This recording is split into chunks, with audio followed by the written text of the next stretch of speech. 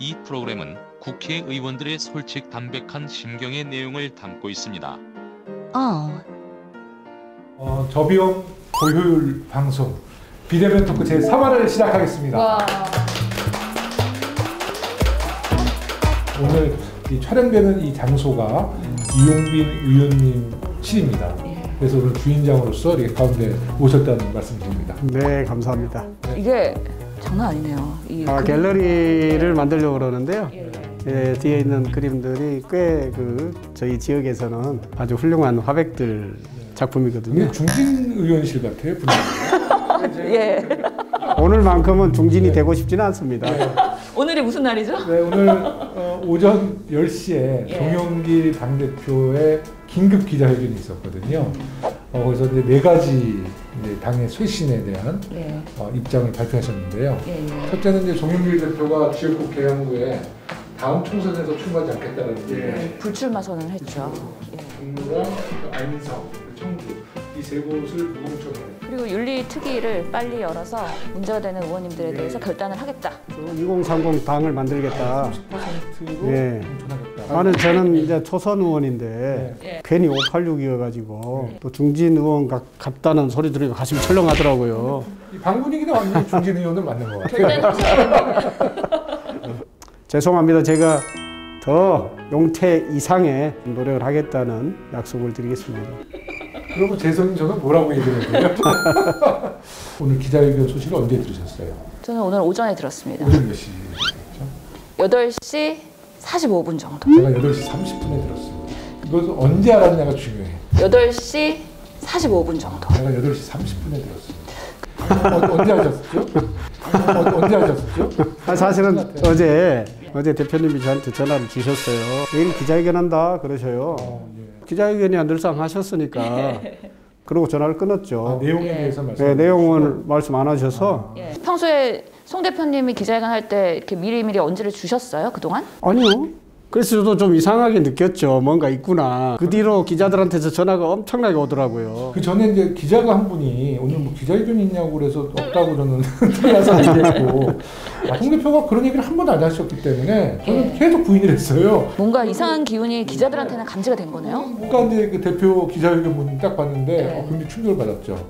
내용이 충격이 아니라 제가 모르고 있었다는 게 굉장히 충격적이었어요. 그래서 하여튼 국민께서 바라보시기에 송영길 대표의 결단은 이제 우리 당의 쇄신에 대한 의지를 명확히 보이신 거잖아요. 대표로서는 던질 수 있는 걸 다 던지신 것 같아서 이런 마음이 우리 국민들에게 진심이 잘 전달됐으면 좋겠습니다. 계속해서 변화 쇄신의 모습을 보여드리는 민주당이 되도록 노력하겠습니다. 이재명 후보에 대해서 각 의원님들에게 한번 여쭤보고 싶어요. 그분이 굉장히 뻣뻣한 분이구나. 하려고 시도를 했다가 이거 꼭 편집해 주세요. 날려서야 됩니다. 어떻습니까? 이재명 후보를 정말 가까이서 볼 때 좀 국민들에게 좀 하실 말씀이 있지 않아요? 우선 후보님은 현장형 후보다라는 얘기를 많이 하시잖아요. 그만큼 현장에 가서 사람들과 스킨십을 했을 때 그 매력이 뿜뿜 발산됩니다. 사람 이렇게 피켓 들고 계시는 분들이 많거든요. 1인 시위하거나 억울함 해소해 주세요. 이렇게 하시는 분들이 항상 병원이나 어디서나 피해자들이 이렇게 계세요. 근데 참 정치인으로서 이런 분들을 외면하고 가기도 불편하고 그렇다고 민원을 해소할 수도 없는 여러 가지 그런 복잡한 신경이 있음에도 불구하고 이재명 후보께서는 항상 이분들부터 손 내밀어서 민원 이야기 들으시고 그다음에 서류 받으시고 그러면서 따뜻하게 그분들부터 맞이한다. 어느 현장에 갈 때. 너무 좋네요. 예, 정말 그 정치인으로서 그리고 행정가였었기 때문에 이런 현장의 어려움들을 해소하려는 강력한 의지가 저희 그런 후배 정치인들한테는 상당히 귀감이 되는 부분이죠. 제가 초선 국회의원 때 행안위 국회의원이었잖아요. 경기도 국정감사를 2년 했는데 그때 경기도지사셨기 때문에 제가 이재명 지사가 그때 인상이 남는 거는 아무리 같은 당 소속이라도 국감위원들이 오면 조금 이렇게 좀 립서비스도 하고 좀 친절하거든요. 근데 전혀 잘 보이려고 하지 않고 속으로는 저분이 굉장히 뻣뻣한 분이구나 이런 생각을 좀 했는데 이재명 지사가 공무원들 대하는 거와 또 우리 일반 경기도민들 대하는 거 보니까 완전 굽실굽실하는 거예요. 우리 권력의 정말 주인인 국민들에게는 완전히 고개 숙이는 모습을 보면서 굉장히 바람직한 정치인이구나, 아주 강직한 정치인이구나 이런 인상이 좀 남았어요. 예, 이재명 후보를 처음 뵌 것이 전국 최초로 대한민국 역사상 처음 있었던 당원총회라는 걸 했어요. 권리당원 전체 총회. 그 자리에 제가 이제 당시 성남시장이셨던 이재명 후보를 초대했었거든요. 왜 갑자기 성남시장을 초대했죠? 그게 몇 년도일까요? 그때가 2016년이죠. 2016년. 그러니까 원외위원장일 때. 원외위원장일 때. 야, 근데 왜 하필이면 성남시장을? 박근혜 탄핵을 제일 먼저 주장했던 정치인이기도 하고 그 전에 또 광화문에서도 투쟁을 하셨잖아요. 자치단체장으로서. 그때만 해도 우리 민주당이 아직 탄핵 이야기를 안 꺼낼 때입니다. 네. 그래서 제가 성남시장님을 모시고 와서 총회를 하고 그 총회에서 박근혜 탄핵을 결의를 한 거죠. 첫 번째. 그렇죠. 실제 현장에 딱 피부가 닿으면은 굉장히 유머러스 하시고 또 파한대에서 할 수 있는 말씀도 많이 하셔요. 네. 이제 나이가 갑이거든요. 두 분이 나이 같으세요? 네, 나이가 같은데 근데 보니까 82학번이시더라고요. 제가 이제 꼬리를 좀 내렸죠. 처음에는 야자하다가 아니 야자하려고 시도를 했다가 82학번이신 걸 알고 제가 바로 꼬리를 내렸습니다. 여기서 의원님은 몇 학번이신데요? 저는 83학번이고 아, 예. 그러니까 동년배인데 82학번이시고 그러니까 나이는 같은데 학번이 굉장히 성견지명이 있으신 게 그 원외위원장들이나 국회의원들이 행사 때는 주로 기초단체장들은 잘 안 모시거든요. 흔히 말하는 거물급들. 그렇죠. 막 정말 이름이 많이 알려져 있는 사람들을 모시는데 당시 성남시장일 때만 해도 호남에서 아주 이렇게 막 각광받았던 분은 아니셨을 텐데 이재명 후보의 성남시장으로서 모습은 자치분권의 기수 뭐 그런 느낌이어서 특히 이제 광산구는 자치분권의 도시거든요. 굉장히 앞서가고 있어요. 아니 근데 같이 초대했던 분이 있어요. 누구요? 송영길 대표님도 그때 제가 같이 초대했거든요. 제목을 김건희는 물러가라라고 써야겠다.